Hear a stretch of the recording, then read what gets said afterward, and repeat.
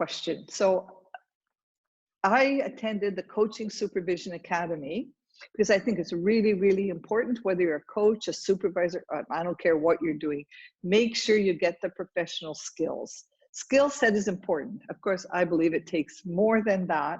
At the Coaching Supervision Academy, they say how you supervise is who you are.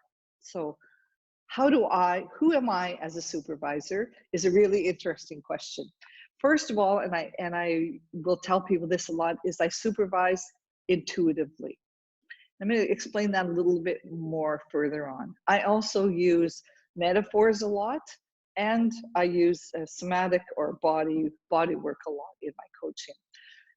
And I just want to share that I'm taking a neuroscience of change course, and it really explained why these metaphors work so well in these sessions, because metaphors are a picture which employs our right brain, the right hemisphere of our brain, and language, or describing it,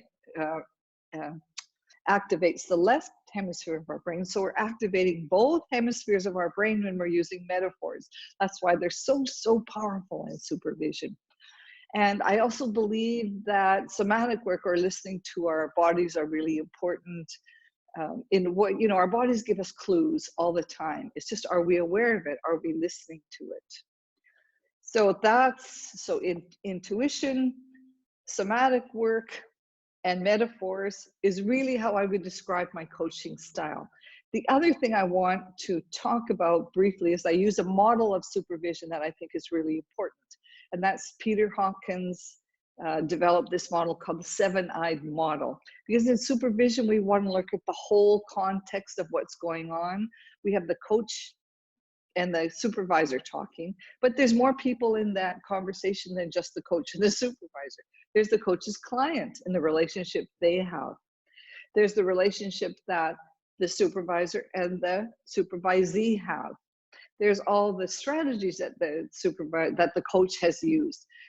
There's other things that are going on with the supervisor, other things that are going on with the supervisee. And the intuitive part is one of the important I's. So when I'm speaking with a supervisee, if I get an image that pops into my mind, I share that with the supervisee. That's the intuitive part.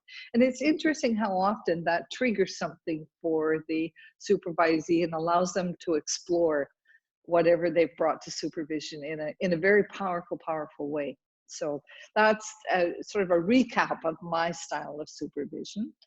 And it's fun, I think, is the other thing. Is curiosity drives me a lot in supervision and in coaching. So it also sneaks into that supervision somehow.